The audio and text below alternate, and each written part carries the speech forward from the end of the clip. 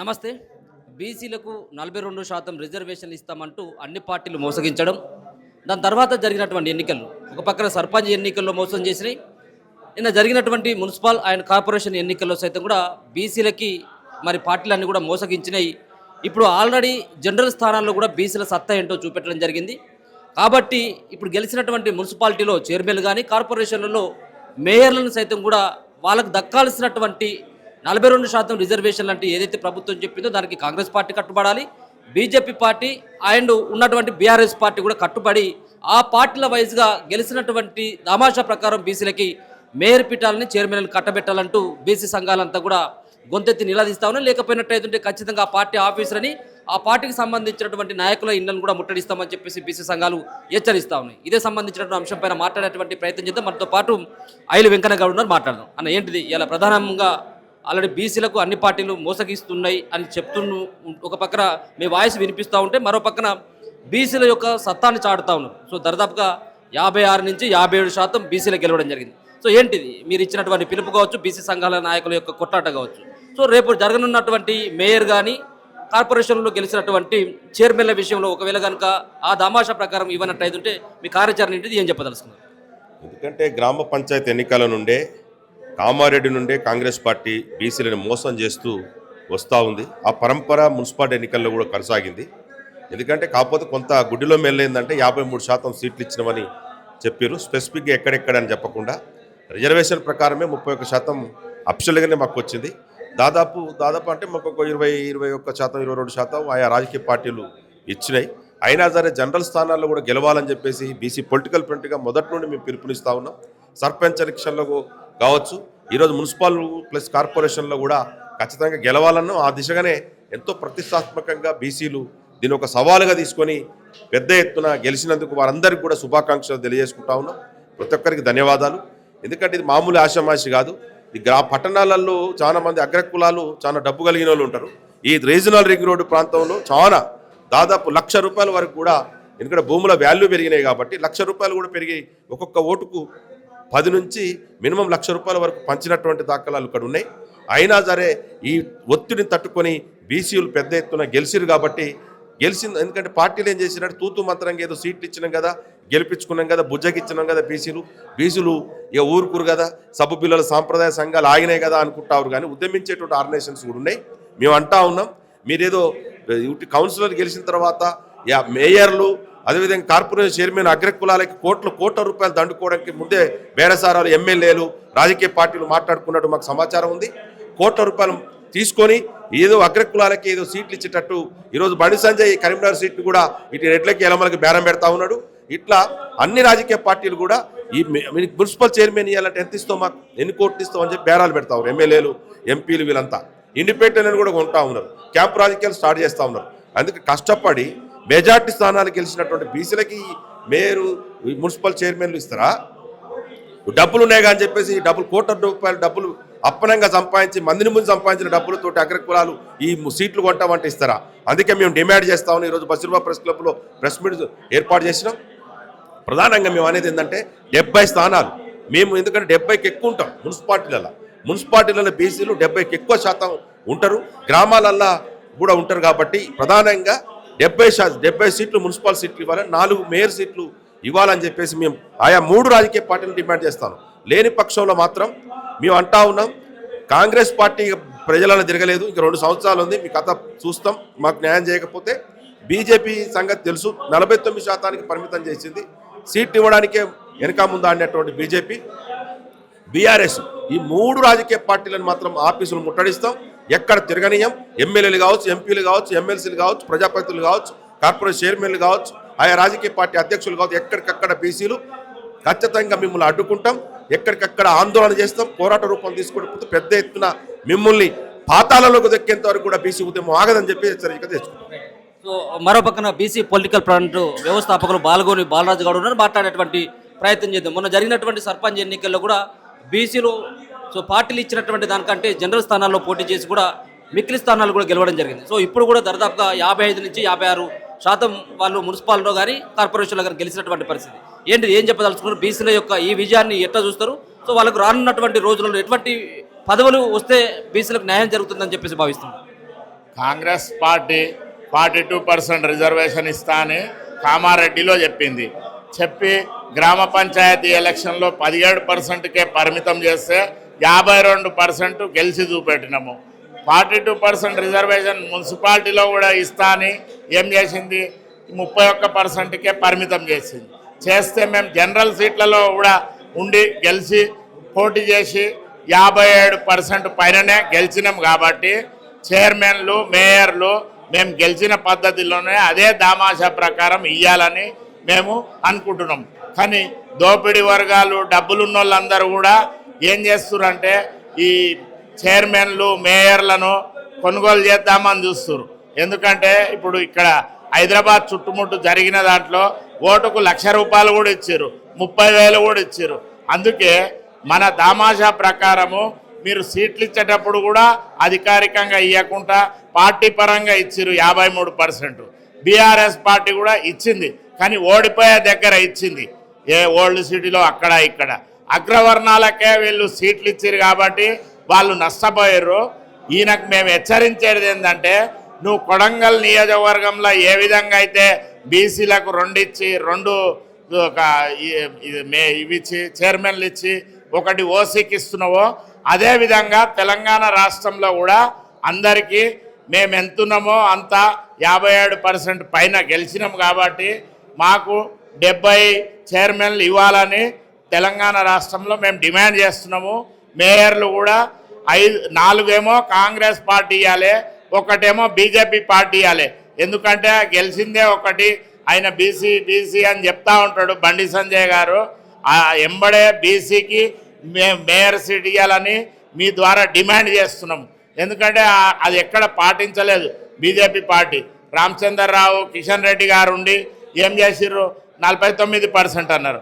49% ఎందుకుంటారు? కులగణనను 56% 3గా తేలినాక BC SC ST మైనార్టీలు కలిపితే మేమే 90% ఉన్నాము. అటువంటప్పుడు బీసీలకు నువ్వు సీట్లు ఇవ్వకుండా అగ్రవర్ణాలను దించి ఈ చైర్మన్లల్లో బేరసారాలు మళ్ళా ఇక్కడ ఈ మేయర్లల్లో అటువంటిది చేస్తే మేము ఊకోము, బీసీలము చైతన్యమైనం. కాబట్టి మీ ద్వారా హెచ్చరిస్తున్నాము. ఎందుకంటే ముందు ఈ గ్రేటర్ హైదరాబాద్ 3 విభాగాలు అయ్యింది కాబట్టి, హైదరాబాదు, సైబరాబాదు, మల్కాజిరి అయింది కాబట్టి బడుగు బలహీన వర్గాలకు దామాషా ప్రకారము నువ్వు చైర్మన్లు మేయర్లు ఇస్తేనే ఏ పార్టీనైనా ఆదరిస్తారు. ఎందుకంటే 3 అగ్రవర్ణాల పార్టీలే కాబట్టి వాళ్ళు బీసీలను అనగదొక్కాలని చూస్తున్నారు. డబ్బులున్నోళ్లకు ఈ మేయర్లు కానీ చైర్మన్లు కానీ ఇస్తే ఎక్కడ బడుగు బలహీన వర్గాలు ఊకోరు. మీకు అర్థమైంది కదా ఎంత చైతన్యమైనరో. మీరు జనరల్ సీట్లలో కూడా మేము గెలిచి చూపెడుతున్నాం కదా. అందుకే ఏ పార్టీలైనా మనుగడ సాగించాలి, పార్టీలు తెలంగాణలో తిరగాలి అంటే మేమున్న పర్సంటేజ్ ప్రకారము, గెలిచిన పర్సంటేజ్ ప్రకారము చైర్మన్లైనా మేయర్లైనా ఇస్తేనే వాళ్ళకు మనుగడ ఉంటుంది. ఇంకోటి బీఆర్ఎస్ పార్టీ కులగణన పాల్గొనదు. ఈ అసెంబ్లీలోనేమో బీసీలకు మద్దతు 42% రిజర్వేషన్ మద్దతు అని చెప్తుంది. కానీ బయట వచ్చి సీట్లు ఇచ్చే కాడ మా మీద రిజర్వేషన్కు వ్యతిరేకంగా కోర్టులలో కేసులు వేసి హైకోర్టులో సుప్రీంకోర్టులో కోర్టుల చుట్టూ తిప్పినోనికి వాళ్ళు వార్డు మెంబర్గా ఇచ్చి గౌరవించారు. అందుకే మేము మాజీ మంత్రి మల్లారెడ్డిని కూడా హెచ్చరిస్తున్నాం, నువ్వు బీసీల ద్రోహివి. ఎందుకంటే నువ్వు అధికారంలో ఉన్నప్పుడు ఎక్కడైనా రెడ్లకే ఇచ్చిన అన్ని పదవులు. మా బీసీలను మేడ్చల్ నియోజకవర్గంలో అనగదొక్కిన చరిత్ర నీకుంది. ఎందుకనే డబ్బులు ఉన్నాయి, కాలేజీల సీట్లు ఏ విధంగా అమ్ముతావో ఈ పదవులు కూడా ఆ విధంగా అమ్ముతావు. వాడు బీసీ ద్రోహి, బీసీలకు అన్యాయం చేస్తే వాని పేరు కూడా మేము ఉచ్చరించాం. వాడు కోర్టులో కేసులు వేస్తే అటువంటి తెచ్చి వార్డు మెంబర్గా నిలబెట్టి నువ్వు నాకు తెలియదు వాడెవడో తెచ్చిండంటే ఇంత అజ్ఞానివా నువ్వు? ఆ చదువు కాడ కూడా దొంగ సర్టిఫికేట్ పెట్టినావు. ఇటువంటి మూర్ఖం పనులు ఎందుకు చేస్తున్నావు? బీసీల ద్రోహి నువ్వు. అందుకే మేము మల్లారెడ్డిని హెచ్చరిస్తున్నాం, నీకు బీఆర్ఎస్ పార్టీని ముంచాలని ఏమన్నా కోరికుండేనా ఇటువంటి పని చేస్తున్నావు? అందుకే మేము అనేది బీఆర్ఎస్ను ప్రత్యేకంగా చెప్తున్నాము. పార్టీ అధ్యక్షుడు కేసీఆర్ గారు మొన్న అసెంబ్లీకి వచ్చినప్పుడు బీసీల గురించి ఒక్క మాట మాట్లాడలేదు. నువ్వే అధ్యక్షుని ఉంటావు, నీ కొడుకే వర్కింగ్ ప్రెసిడెంట్ ఉంటాడు, నీ అల్లుడేమో అసెంబ్లీలో ఫ్లోర్ లీడర్గా ఉంటాడు. మళ్ళీ మేము బీసీ ఎస్సీ ఎస్టీలము మేము 90% ఉన్న వాళ్ళకు నీ పార్టీలో పదవులు లేనప్పుడు నువ్వు ఎట్లా గెలుస్తావు? అప్పుడు అంటే తెలంగాణ ఉద్యమాన్ని గెలిచినావు, నువ్వు ఏం చెప్పినావు? ఎస్సీని ముఖ్యమంత్రి చేస్తున్నావు. నువ్వు డిప్యూటీ సీఎం గారిని బర్త్రప్ చేసిన చరిత్ర రాజయ్య గారిని నీది. అటువంటి అప్పుడు నిన్ను తెలంగాణ రాష్ట్రంలో నమ్మే పరిస్థితులు లేరు. నువ్వు నిజాయితీగా పదవుల పంపకం చేస్తే నిన్నెవరన్నా నమ్ముతారు, ఈ తెలంగాణ రాష్ట్రంలో ముందు ముందు ఆదరిస్తారు. లేకుంటే నీకు ఈ అధోగతి పాలే అవుతుంది. నువ్వు ఈ రాష్ట్రం విడిచిపెట్టి ఏ కంట్రీలోనో పోయి బతికే పరిస్థితి వస్తుంది. అది మొదలు చూసుకోను. ఇప్పుడు అదే కదా, ఎలక్షన్ అయిన తర్వాత వాళ్ళని ఏదో కిడ్నాప్ చేసినట్టుగా తీసుకుపోయారని తెలుస్తుంది కాబట్టి అంత దౌర్జన్యం అవసరం లేదు కదా. ఇప్పుడు కూడా ఏ పార్టీలు కూడా ఇవ్వనప్పటికీ కూడా 42% రిజర్వేషన్ రానప్పటికీ కూడా ఈరోజు మరి బీసీల సత్తా ఏందో చూపిస్తున్నారు కదా. సర్పంచ్ ఎలక్షన్లో గెలుపులు చూశారు, ఇప్పుడు మున్సిపాలిటీలో గెలుపు చూస్తున్నారు. ఇది తట్టుకోలేకనే వాళ్ళు ఈ యొక్క రాష్ట్ర ప్రభుత్వం ఏదైతే ఉందో ఇప్పటికైనా ఆలోచించి, అన్ని పార్టీలు కూడా ఆలోచించి ఈ యొక్క ఏదైతే చైర్మన్ల పదవులు ఏదైతే ఉన్నాయో అది కూడా మన తమాషా ప్రకారంగా మన హక్కుల ప్రకారంగా మనకు ఇస్తే బాగుంటుందని ఈరోజు బీసీ పొలిటికల్ ఫ్రంట్ ఆధ్వర్యంలో గెలిచిన వారికి మన కౌన్సిలర్ గెలిచిన వారికి ధన్యవాదాలు తెలియజేస్తూ, ఈ యొక్క పొలిటికల్ ఫ్రంట్ వాళ్ళకు కూడా ఈ యొక్క మా వాట మాకు ఇచ్చినట్టయితే వాళ్ళు నిలబెట్టుకున్న వాళ్ళు ఉంటారు. లేని పక్షంలో మరి ఆ రోజు కామారెడ్డి డిక్లరేషన్లో 42% ఇస్తామని ఇప్పటివరకు చేయలేదు. అయినా కూడా ఈ యొక్క పొలిటికల్ ఫ్రంట్, అదేవిధంగా ఇంటలెక్చువల్ ఫోరం, అదే ఎస్సీ ఎస్టీ బీసీ వాళ్ళ ముగ్గురు ఆధ్వర్యంలో ఈరోజు ఉద్యమం ఏదైతే బీసీ వాదం ఏదైతే ఎత్తిందో ఈరోజు కూడా చైతన్యవంతులు అవుకుంటూ వస్తున్నారు. కాబట్టి ముందు ఇప్పుడైనా కళ్ళు తెరవాలి. ముందు కూడా బీసీలు ఏ విధంగా ఉంటారో అని ఇప్పుడు కూడా కళ్ళు తెరిచి మా వాట మా రిజర్వేషన్ మాకు ఇచ్చినట్టయితే బాగుంటుందని ప్రతి పార్టీకి కూడా తెలియజేస్తున్నాం. లేని పక్షంలో పొలిటికల్ ఫ్రంట్ ఆధ్వర్యంలో ఎస్సీ ఎస్టీ వాళ్ళు కూడా ఈ యొక్క బీసీ సంఘాలు ఏదైతే ఉన్నా పెద్ద ఎత్తున ఉద్యమం తీసుకొచ్చి వచ్చే జెడ్పీటీసీ కానీ ఎంపీటీసీ కానీ కార్పొరేషన్లు కానీ ఈ విధంగా చేయకపోతే పెద్ద ఎత్తున వాళ్ళకు తెలియజేస్తామని చెప్పి సభాముఖ్యంగా తెలియజేస్తాం. మరి నన్ను ఏం చెప్పదలుచుకున్నారు అంటే బీసీలకు సంబంధించినటువంటి రిజర్వేషన్ల విషయంలో పార్టీల వైఖరి కావచ్చు, గెలిచిన తర్వాత సో ఆ పంతాన్ని మార్చుకొని మళ్ళీ అగ్రకులాలకి చైర్మన్లు, మున్సిపల్ చైర్మన్లతో పాటు మేయర్ల పదవులను కట్టబెట్టాలన్నటువంటి ఒక కుట్ర నడుస్తుందన్నట్టుగా కనబడతా ఉన్నది. సో ఈ విషయంలో బీసీ సంఘాల నాయకులైనటువంటి మీరు దీన్ని ఏ విధంగా అర్థం చేసుకుంటారు? మేము అందుకే ఈరోజు విలేకరుల సమావేశం బీసీ పొలిటికల్ ఫ్రంట్ బాలరాజుగూడలో మా చైర్మన్ ఆధ్వర్యంలో ఏర్పాటు చేయడం జరిగింది. ముఖ్యంగా 116 చైర్మన్లలో 56% బీసీలకు దక్కాల్సిందే. ఎందుకంటే మున్సిపాలిటీలో గెలవడం వేరు, ఇప్పుడు చైర్మన్లు అవ్వడం వేరు. ఈ చైర్మన్లు అవ్వాలంటే వీళ్ళు ఏం చేస్తుంటారంటే కోట్ల రూపాయలు, మొన్ననే ఒక్కొక్క ఓటుకు 30,000, 20,000, 50,000 పెట్టి ఓట్లు కొన్నది. ఇంత దుర్మార్గంగా ఓట్లు కొన్నా కూడా బీసీలలో ఉన్నటువంటి చైతన్యం ఎస్సీ ఎస్టీ సోదరులను కలుపుకొని 57% వచ్చింది. వాళ్ళు మున్సిపల్లో కార్పొరేషన్లు 28% ఇచ్చినా కూడా, మున్సిపాలిటీల్లో 31% ఇచ్చినా కూడా 57% గెలిచారు. కంపల్సరీ కాంగ్రెస్ పార్టీ 80 నుంచి 90 మున్సిపాలిటీలు గెలిచింది. మీరు 56% ఇచ్చి మీ చిత్తశుద్ధిని నిరూపించుకోవాలి. రేవంత్ అన్న మీరు రెండు బిల్లులు చేసి కేంద్రాన్ని పంపించారు, అది కేంద్రంలో ఉన్నాయి. అదేవిధంగా మీరు 47% ఇస్తారని ఇవ్వలేకపోయారు ఇక్కడ, ఎందుకంటే అందులో మీ స్వయంకృత అపరాధం కూడా ఉంది. అయినా మీ యొక్క దాన్ని మేము శంకించడం లేదు.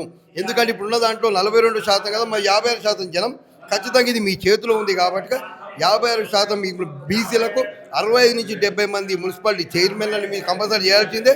అదేవిధంగా 7 మేయర్లలో 4 నుంచి 5 మేయర్ స్థానాలు కూడా బీసీలకు కేటాయించి మీ యొక్క చిత్తశుద్ధి నిరూపించుకోవాలి.